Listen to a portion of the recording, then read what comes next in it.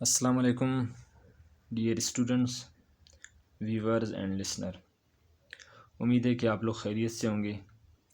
तो आज हम क्या करेंगे, 2024 का जो पास्ट पेपर है मैथमेटिक्स का, उसके हम क्या करेंगे, पार्ट टू के क्वेश्चंस को सॉल्व करेंगे। पिछली वीडियो में हम लोगों ने क्या किया था, पार्ट 1 को सॉल्व किया था। आज हम क्या करेंगे, पार्ट 2 के क्वेश्चन सॉल्व करेंगे। तो पार्ट 2 में टोटल हमारे पास 10 क्वेश्चंस है। वन बाय वन हम क्या कर लेते, इनको सॉल्व कर लेते। तो क्वेश्चन मैंने पहले से सॉल्व किया है, अभी मैं आप लोगों को सिर्फ समझाऊंगा। चलते हैं पहले क्वेश्चन की तरफ। पहला क्वेश्चन हमारे पास एक मैट्रिक्स गिवन है। हमारे पास दो मैट्रिसेस है क्वेश्चन नंबर 1 में। एक मैट्रिक्स हम लोगों के पास ये है, ए इक्वल है -3, 2, 4, -1। और इसी तरह दूसरा मैट्रिक्स है हमारे पास 1, 0, 3, 2 है। तो ये हमारे पास दो मैट्रिसेस है। तो पहले क्वेश्चन में कह रहा है कि आप लोगों ने क्या करना है, ये दो मैट्रिसेस को आपस में मल्टीप्लाई कर लेना है। तो मैट्रिसेस का मल्टीप्लिकेशन उस टाइम कन्फर्मेबल होता है जबकि पहले मैट्रिक्स के नंबर ऑफ़ कॉलम और दूसरे मैट्रिक्स के नंबर ऑफ़ रोज़ अगर एक दूसरे के इक्वल है तो वो मैट्रिसेस मल्टीप्लिकेशन के लिए कन्फर्मेबल है। अगर पहले मैट्रिक्स के नंबर ऑफ़ कॉलम दूसरे मैट्रिक्स के नंबर ऑफ़ रोज़ इक्वल नहीं तो वो मैट्रिक्स कन्फर्मेबल नहीं है मल्टीप्लिकेशन के लिए। तो अभी इनके नंबर ऑफ़, पहले मैट्रिक्स के नंबर ऑफ़ कॉलम्स 2 है और दूसरे मैट्रिक्स के नंबर ऑफ़ रोज़ भी 2 है। तो ये दो मैट्रिसेस मल्टीप्लिकेशन के लिए कन्फर्म है। तो हम क्या करेंगे, इन दो मैट्रिसेस को मल्टीप्लाई करेंगे। सबसे पहले हम क्या करेंगे, सॉल्यूशन लिखेंगे। देखो आप लोग जितना स्टेप ज़्यादा करोगे तो उसी तरह आप लोगों को मार्क्स भी ज़्यादा मिलेंगे। हर स्टेप के लिए आप लोगों को मार्क्स मिलेंगे पेपर में। तो सबसे पहले हम लोगों ने क्या कर लिया, सॉल्यूशन लिख लिया। सॉल्यूशन के बाद एज इट इज़ हम लोगों ने पहला मैट्रिक्स लिख लिया, ए इज़ इक्वल टू -3, 2, 4, -1। दूसरा है हमारे पास 1, 0, 3, 2 है। अब हम क्या कर लेते हैं, इन ए और बी को हम मल्टीप्लाई करेंगे। ए बी को हम क्या करेंगे, मल्टीप्लाई करेंगे। पहले हम लोगों ने ए का मैट्रिक्स लिख लिया, फिर उसके बाद बी का मैट्रिक्स लिखा है। अब हम क्या करेंगे, यहाँ पे जो पहला मैट्रिक्स है इसकी पहला रो मल्टीप्लाई होगा दूसरे मैट्रिक्स के पहले कॉलम के एलिमेंट के साथ। पहला रो मल्टीप्लाई होगा दूसरे मैट्रिक्स के पहले कॉलम के साथ। ये 3 मल्टीप्लाई होगा S1 के साथ। तो हम लोगों ने क्या कर लिया, 3 मल्टीप्लाई बाय 1, फिर उसके बाद एडिशन का साइन लगेगा, 2 मल्टीप्लाई बाय 3। 2 को हम लोगों ने 3 के साथ मल्टीप्लाई कर लिया। इसी तरह ये पहला रो इसी तरह दूसरे कॉलम के साथ मल्टीप्लाई होगा। अभी हम 3 को मल्टीप्लाई करेंगे 0 के साथ, तो -3 मल्टीप्लाई बाय 0, फिर एडिशन 2 है तो 2 मल्टीप्लाई होगा 2 के साथ। अभी पहला रो हो गया। इसी तरह हम दूसरे रो को पहले कॉलम के साथ मल्टीप्लाई करेंगे, फिर इसी तरह दूसरे रो को दूसरे कॉलम के साथ मल्टीप्लाई कर लेंगे। तो ये 4 है, ये 4 पहले इस 1 के साथ मल्टीप्लाई होगा तो 4 मल्टीप्लाई बाय 1, फिर एडिशन, ये -1 इस 3 के साथ मल्टीप्लाई होगा, फिर -1 मल्टीप्लाई बाय 3। इसी तरह अभी ये दूसरा जो रो है दूसरे कॉलम के साथ मल्टीप्लाई होगा। 4 को हम 0 के साथ मल्टीप्लाई करेंगे, फिर -1 को 2 के साथ मल्टीप्लाई करेंगे तो 4 मल्टीप्लाई बाय 0, फिर एडिशन -2 मल्टीप्लाई बाय 2। अब हम नेक्स्ट सिस्टम में चलते, A B is equal to -3 multiply by 1, ये तो -3 आ जाएगा, फिर 2 3 ज़ा 6 आ जाएगा, 2 3 ज़ा 6, -3 मल्टीप्लाई बाय 0, ये 0 आ जाएगा। फिर इसी तरह 2 को 2 के साथ मल्टीप्लाई करोगे, 2 2 ज़ा 4। अब हम सेकंड रो को मल्टीप्लाई करेंगे, 4 1 ज़ा 4, प्लस माइनस माइनस होंगे, -1 मल्टीप्लाई बाय 3, ये -3 आ जाएगा। फिर इसी तरह 4 मल्टीप्लाई होगा 0 के साथ तो ये 0 बनेगा, फिर प्लस और माइनस माइनस होंगे, -1 मल्टीप्लाई बाय 2, ये -2 होगा। अब हम मज़ीद इनको क्या करेंगे, सिंप्लीफाई करेंगे। ये -3 और ये 6 है तो 6 से हम 3 निकालेंगे तो यहाँ पे 6 रहेगा, और जो नंबर ग्रेटर है साइन भी उसका लगेगा। यहाँ पे 6 ग्रेटर है तो 6 से सामने पॉजिटिव साइन है तो यहाँ पे भी पॉजिटिव लगेगा, इसके साथ शो नहीं होगा। 0 और 4 को ऐड करोगे 4 आ जाएगा। इसी तरह 4 से 3 माइनस करोगे आंसर 1 आ जाएगा, फिर 2 से 0 से 2 माइनस करोगे आंसर 2 आ जाएगा। तो ये हमारे पास पहले क्वेश्चन का आंसर है। अब इसी तरह चलते नेक्स्ट क्वेश्चन की तरफ। तो दूसरे क्वेश्चन में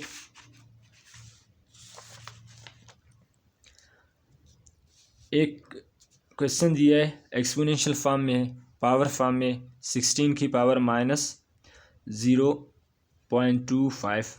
ये क्वेश्चन एक्सपोनेंशियल फॉर्म में है।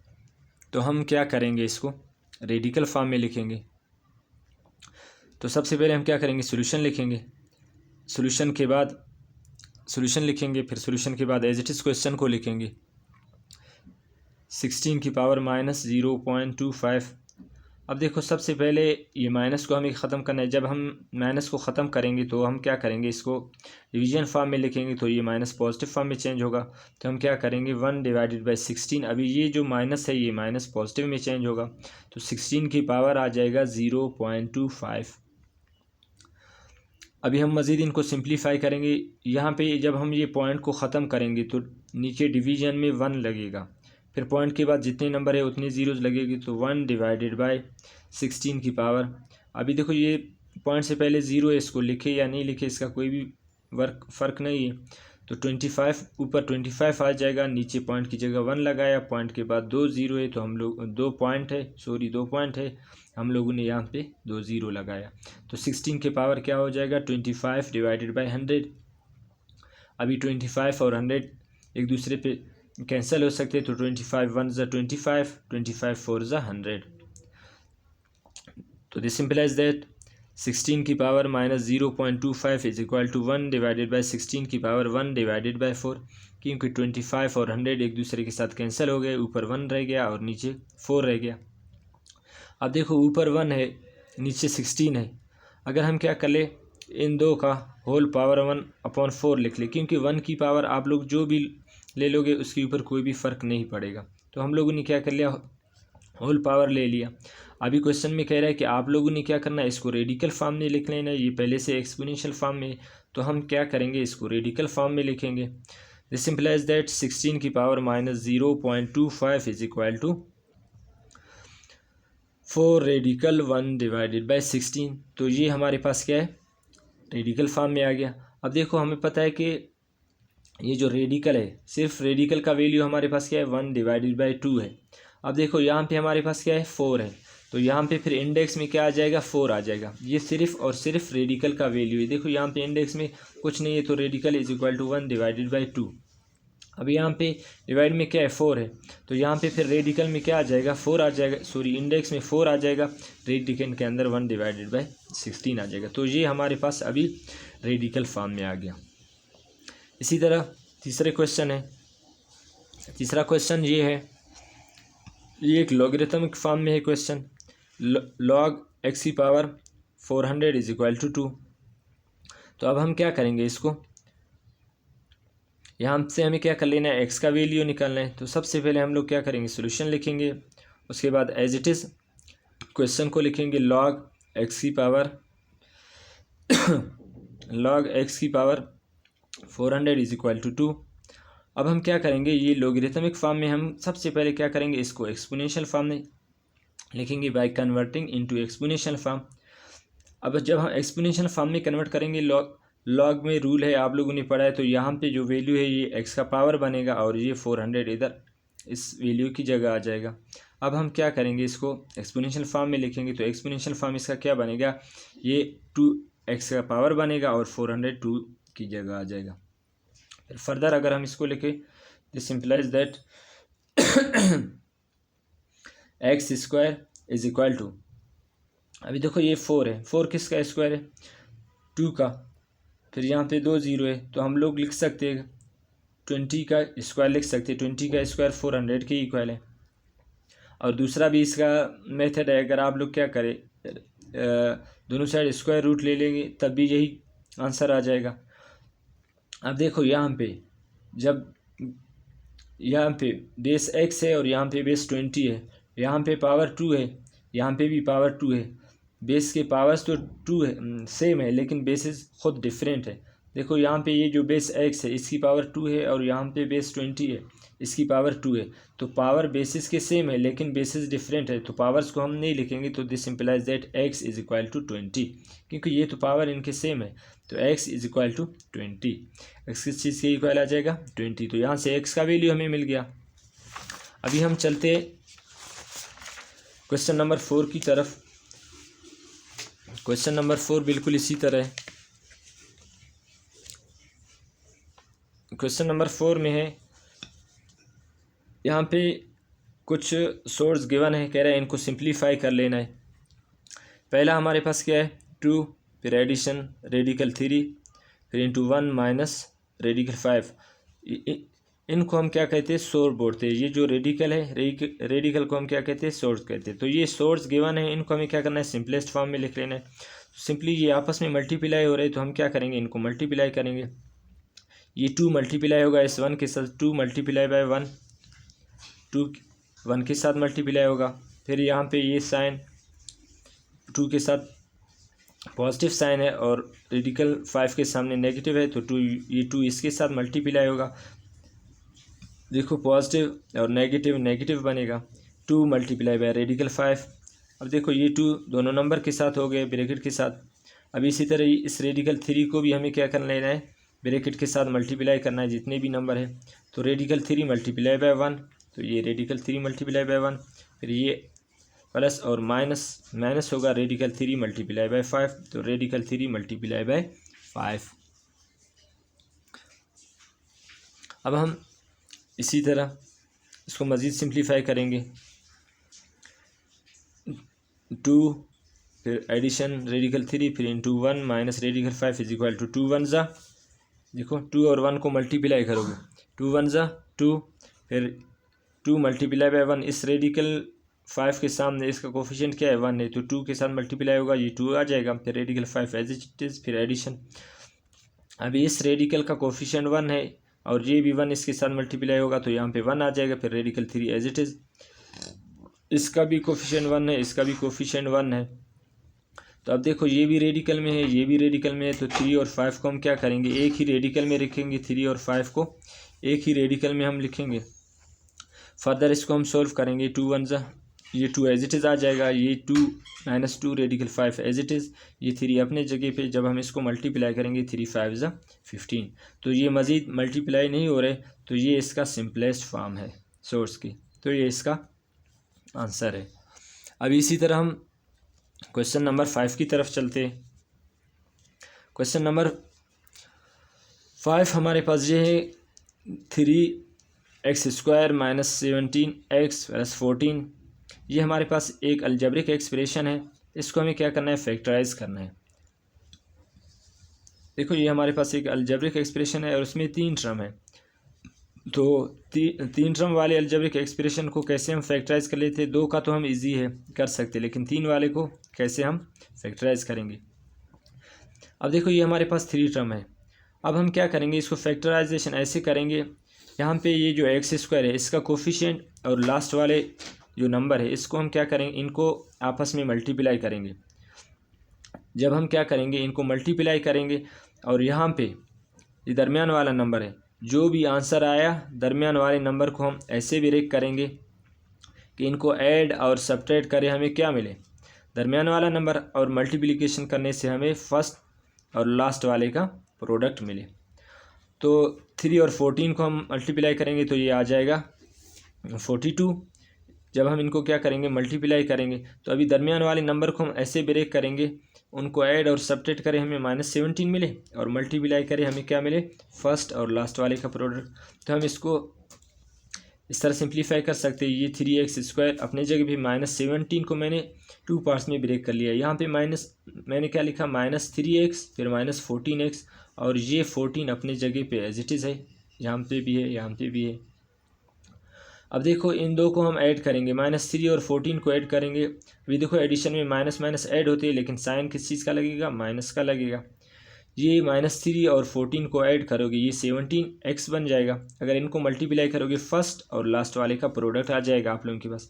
अब हमारे पास क्या है, हम आसानी से यहाँ से कॉमन ले सकते हैं। ये 4 टर्म बन गए। अभी हम पहले इस 2 टर्म से कॉमन लेंगे, फिर उसके बाद ये 2 टर्म है इनसे कॉमन लेंगे। इन 2 टर्म के साथ हमारे पास कौन सा नंबर कॉमन है, 3 यहाँ पे भी है, यहाँ पे भी है, x यहाँ पे भी है और यहाँ पे भी है। तो हम क्या करेंगे, यहाँ से 3 और x को कॉमन लेंगे।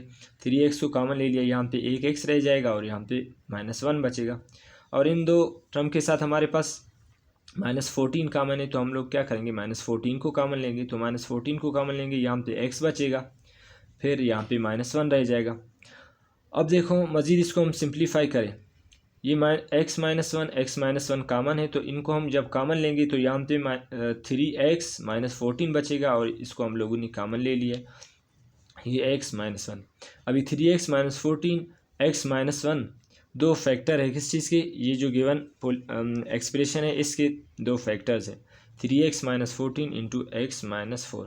तो ये गिवन क्वेश्चन के हमारे पास क्या है, फैक्टर्स हैं। तो ये क्या है, उसका आंसर है। इसी तरह हम चलते हैं नेक्स्ट क्वेश्चन की तरफ। नेक्स्ट क्वेश्चन हमारे पास ये है, एक क्वेश्चन गिवन है, हमें क्या कर लेना है, यहाँ पे 2 पॉलिनोमियल्स हैं, दो अलजेब्रिक एक्सप्रेशंस है। एक हमारे पास a² -4 है, दूसरा हमारे पास a² -5a 6 है। हमें क्या कर लेना है, इन 2 का HCF निकालना है बाय फैक्टराइजेशन से। इनका क्या करना है, HCF निकालना है, हाईएस्ट कॉमन फैक्टर। तो सबसे पहले हम इस एक्सप्रेशन को लिखेंगे, बिल्कुल यहाँ पे जिस तरह लिखी हुई सॉल्यूशन के बाद एज इट इज़ हम इनको लिखेंगे, a² -4, उसके बाद a² -5a 6। अब सबसे पहले हम क्या करेंगे, इस एक्सप्रेशन के फैक्टर्स निकालेंगे। तो अगर मैं इसको लिख लूँ, a² -4 is equal to a का होल स्क्वायर, 4 हमारे पास किस चीज़ का स्क्वायर है, 2 का स्क्वायर है। तो अगर हम जब 2 का स्क्वायर ले ले तो ये हमारे पास 4 आ जाएगा, तो ये माइनस अपने जगह पे मैंने यहाँ पे 2 का स्क्वायर ले लिया। मज़ीद अगर हम इनको क्या कर ले, सिंप्लीफाई करें, this implies that a² -4 is equal to. अब देखो ये हमारे पास एक अलजेब्रिक फार्मूला है, आप लोगों को याद होगा कि a² - b² is equal to a - b into a + b। तो इसकी जगह हम लोग ये फार्मूला अप्लाई कर सकते हैं। तो अगर हम इस पर ये फार्मूला अप्लाई करें तो ये हमारे पास आ जाएगा a - 2 इंटू a + 2। हम लोगों ने ये अलजेब्रिक फार्मूला यहाँ पे अप्लाई कर लिया, एक मरतबा नेगेटिव में लिख लिया और एक मरतबा पॉजिटिव में लिख लिया। अब हम क्या करेंगे, इसी तरह ये किसके पहले वाले एक्सप्रेशन के हमारे पास 2 फैक्टर्स बन गए, a² -4 के फैक्टर्स है a - 2 इंटू a + 2, ये इसके फैक्टर है। इसी तरह अभी हम क्या करेंगे, इस एक्सप्रेशन के फैक्टर निकालेंगे। अब देखो यहाँ पे 2 टर्म है और यहाँ पे 3 टर्म्स है, तो अब हम क्या करेंगे, इसी तरह इसका भी फैक्टराइजेशन करना है, बिल्कुल ये क्वेश्चन नंबर 5 की तरह है। देखो यहाँ पे a² है, इसका कोफिशिएंट 1 है, यहाँ पे जो कांस्टेंट है हमारे पास 6 है। जब हम पहले वेरिएबल के कोफिशिएंट और लास्ट वाले नंबर्स को मल्टीप्लाई करेंगे तो आंसर हमारे पास क्या आ जाएगा, 6a² आ जाएगा। तो दरमियान वाले नंबर को, ये जो -5 है, इसको हम ऐसे ब्रेक करेंगे 2 इक्वल पार्ट में कि उनको हम ऐड और सब्ट्रैक्ट करें, -5 मिले और मल्टीप्लाई करने से फर्स्ट और लास्ट वाले का प्रोडक्ट मिले। तो हम लोगों ने बिल्कुल इसी तरह कर लिया है। यहाँ पे क्या है, a² एज इट इज़ अपनी जगह पे, 5 को हम लोगों ने ब्रेक कर लिया 2 इक्वल पार्ट में। मैंने क्या लिखा है, -3a फिर -2a और ये 6 अपने जगह पे। अब देखो ये मैंने सिर्फ -5 को ब्रेक किया। जब हम क्या करेंगे, -2 और -3 को ऐड करेंगे, हमें आंसर -5a मिलेगा। जब हम क्या करेंगे, इनको मल्टीप्लाई करेंगे आपस में, तो फर्स्ट और लास्ट वाले का प्रोडक्ट देखो, माइनस माइनस प्लस होंगे मल्टीप्लिकेशन में, तो 3 2 ज़ा 6 a इंटू a² आ जाएगा, तो 6a² आ जाएगा, जो कि फर्स्ट और लास्ट वाले का प्रोडक्ट बनता है। अभी हम यहाँ से क्या करेंगे, कॉमन लेंगे। यहाँ पे a कॉमन है, तो यहाँ से हम क्या करेंगे, कॉमन लेंगे। दिस सिंपलाइज दैट ये एज इट इज़ आ जाएगा, a² है -3a, तो हम लोगों ने यहाँ से a को कॉमन ले लिया, यहाँ पे a के रह जाएगा और यहाँ पे -3। और इन दो से हम क्या कर सकते हैं, -2 को कॉमन ले सकते हैं। तो जब हम लोगों ने यहाँ से -2 को कॉमन ले लिया तो यहाँ पे a बच गया और यहाँ पे -3 बच गया। देखो ये 2 और 3 को दोबारा मल्टीप्लाई करोगे, आप लोगों को 6 मिलेगा। अब a - 3 और a - 3 कॉमन है तो हम क्या करेंगे, यहाँ से a-3 को कॉमन लेंगे। जब a-3 को कॉमन लेंगे यहाँ पे a बचेगा और यहाँ पे -2, a-2, ये दो हम लोगों ने इनमें से एक लिख लिया क्योंकि ये कॉमन है a-3। तो ये इस एक्सप्रेशन के हमारे पास फैक्टर बन गए। अभी क्वेश्चन में कह रहा है कि आप लोगों ने क्या करना है, इसका हाईएस्ट कॉमन फैक्टर निकालना है। क्या निकालना है, हाईएस्ट कॉमन फैक्टर। ये दो एक्सप्रेशन है हमारे पास, इनका हाईएस्ट कॉमन फैक्टर। तो हाईएस्ट कॉमन फैक्टर हम देखते हैं अभी क्या बनता है। अभी देखो, जब हम लोगों ने क्या कर लिया, इस एक्सप्रेशन के फैक्टर निकाला तो यहाँ पे आंसर क्या आ गया, a-2 इंटू a+2। अब इसी तरह हम लोगों ने इसी एक्सप्रेशन का फैक्टर निकाला तो यहाँ पे हमारे पास क्या आ गया, a-2 इंटू a-3। अब देखो ये a-2 ये जो फैक्टर है ये यहाँ पे भी मौजूद है और यहाँ पे भी मौजूद है। तो इनका हाईएस्ट कॉमन फैक्टर देखो हमारे पास सिर्फ a-2 कॉमन है, कॉमन फैक्टर। यहाँ पे भी a-2 है, यहाँ पे भी a-2 है। तो ये a-2 is the only common factor. तो हमारे पास HCF क्या होगा, HCF इनका आ जाएगा हमारे पास a-2, क्योंकि सिर्फ a-2 कॉमन है तो इसका HCF हमारे पास a-2 आ जाएगा। Highest common factor is equal to a-2। इसी तरह अभी हम क्वेश्चन नंबर 7 की तरफ चलते हैं। क्वेश्चन नंबर 7 हमारे पास ये है, ये हमारे पास दो इनइक्वलिटीज़ हैं। पहला हमारे पास क्या है, 1 - x लेस देन -2। फिर दूसरा इनइक्वलिटी है -2 less than or is equal to 3 - x। अब हम क्या करेंगे, ये हमारे पास दो इनइक्वलिटीज़ है तो इनको हम क्या करेंगे, अलग अलग सॉल्व करेंगे। सबसे पहले सॉल्यूशन लिखेंगे, सॉल्यूशन के बाद हम लोगों ने ये क्वेश्चन एज इट इज़ लिख लेना है। 1 - x into 1 - x less than -2, फिर -2 less than or is equal to 3 - x। अब हमारे पास ये दो इनइक्वलिटीज़ है। पहला इनइक्वलिटी ये है 1 - x लेस देन -2, दूसरा इनइक्वलिटी है -2 less than or is equal to 3 - x। तो हम इनको अलग अलग सोल्व करेंगे।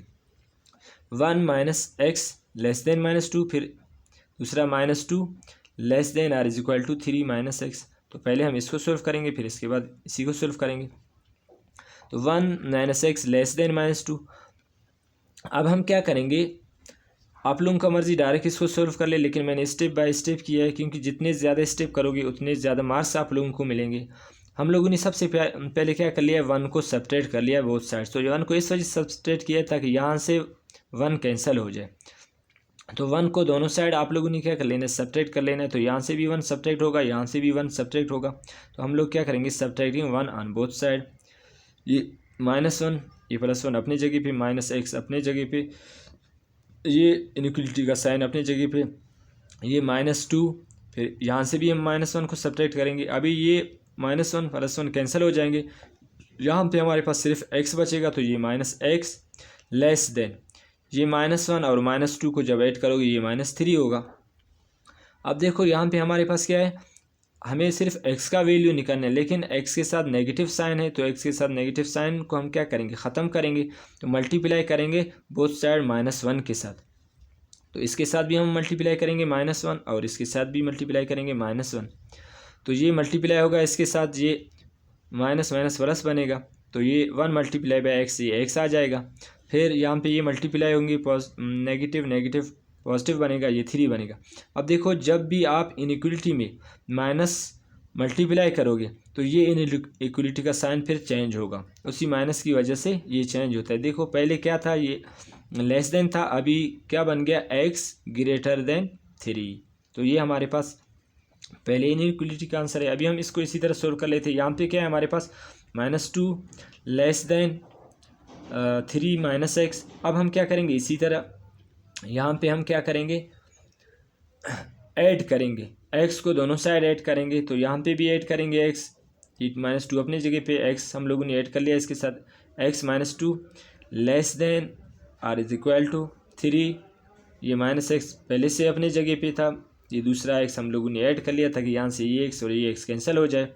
तो x -2 less than or is equal to 3, ये x और ये x कैंसिल हो जाए, कैंसिल हो गए। ये नेगेटिव है और ये पॉजिटिव है, तो ये कैंसिल हो गए, यहाँ पे सिर्फ 3 रह गया।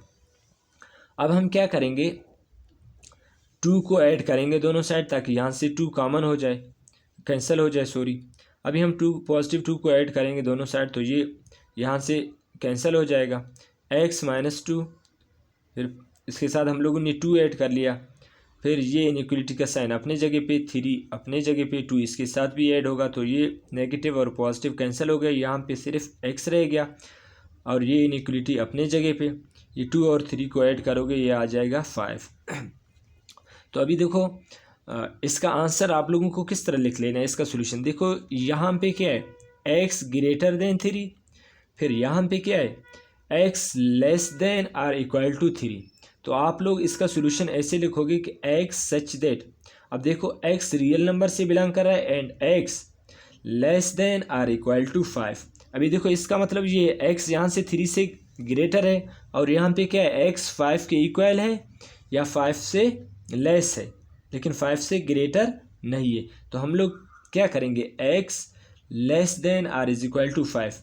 अभी देखो इसमें ये 3 भी आ जा रहा है, ये 3 भी आ रहा है और ये 5 भी यहाँ पे आ रहा है, तो x less than or is equal to 5। तो ये इसका सोल्यूशन आप लोगों को इस फॉर्म में लिख लेना है। इसी तरह हम क्या कर लेते, नेक्स्ट क्वेश्चन की तरफ चलते हैं। तो नेक्स्ट क्वेश्चन हमारे पास ये है, कह रहे हैं find the midpoint of the points. यहाँ पे हमारे 2 पेयर ऑफ पॉइंट्स है, एक हमारे पास 2, 3 है, और दूसरा पॉइंट हमारे पेयर ऑफ पॉइंट्स हमारे पास क्या है, 4 और 9 है। हमें क्या करना है, ये 2 पॉइंट्स का जो मिड पॉइंट्स है उसके हमें क्या कर लेना है, मिड पॉइंट्स निकालने।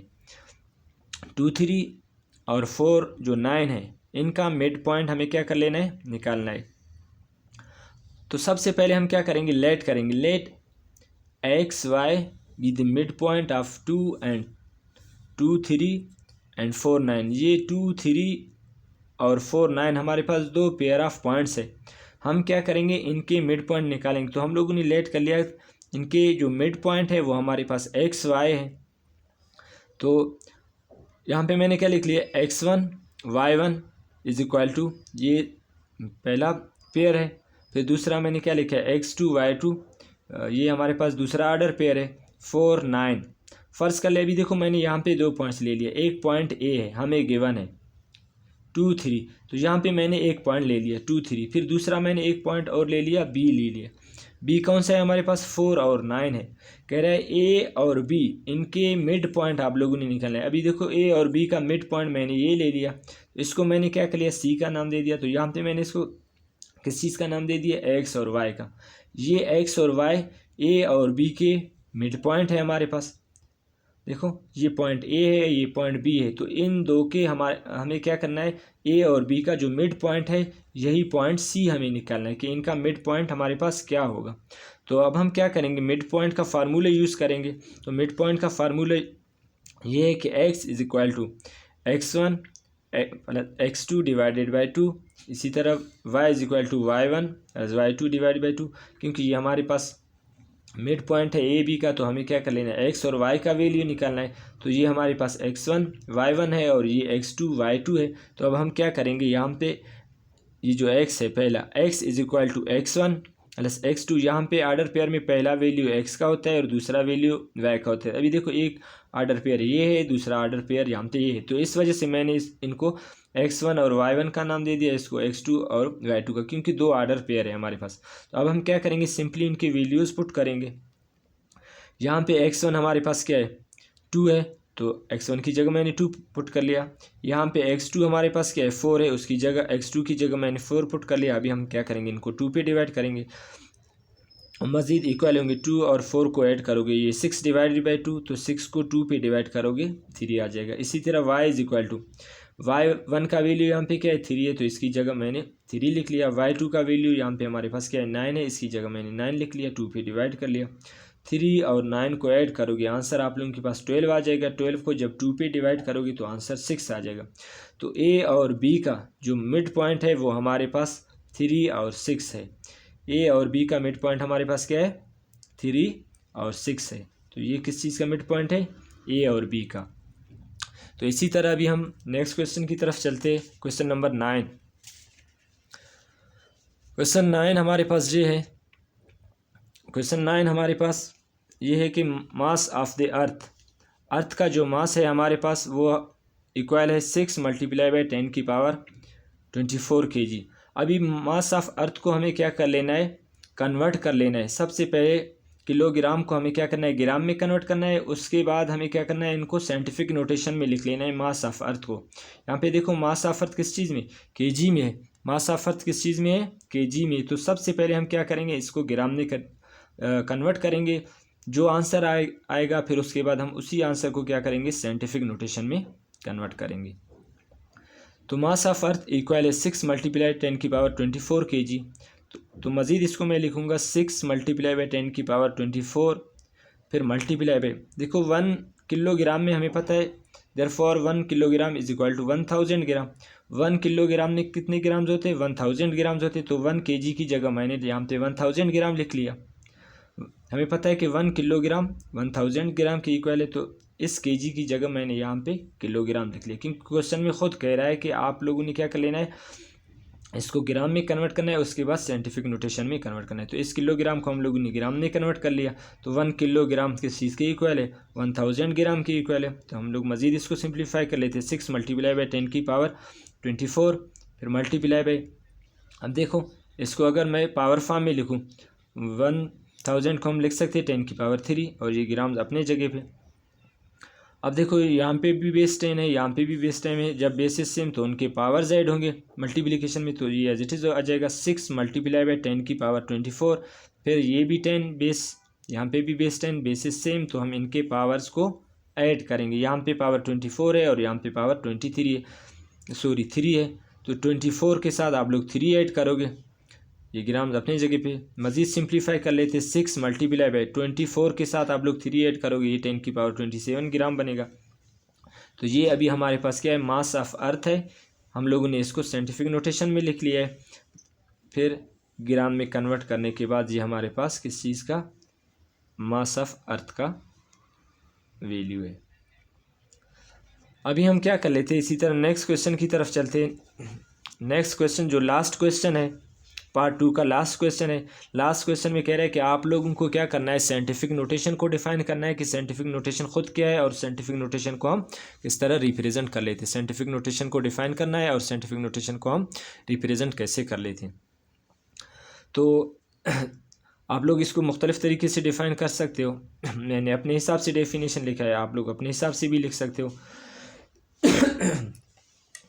तो साइंटिफिक नोटेशन का मैंने यहाँ पे डेफिनेशन लिख